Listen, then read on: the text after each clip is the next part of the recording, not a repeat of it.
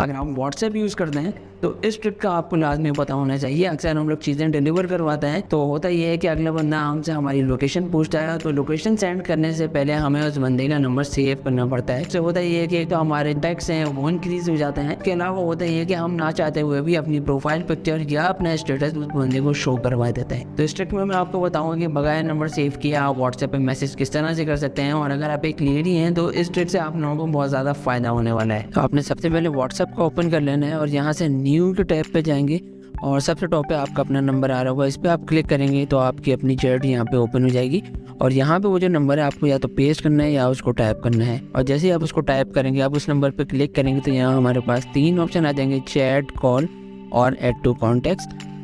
हम सबसे पहले चैट पे क्लिक करेंगे और यहाँ पे हमारे पास विंडो ओपन हो जाएगी और यहाँ से हम लोकेशन, मैसेज और पिक्चर वगैरह बगैर नंबर सेव किए हुए सेंड कर सकते हैं।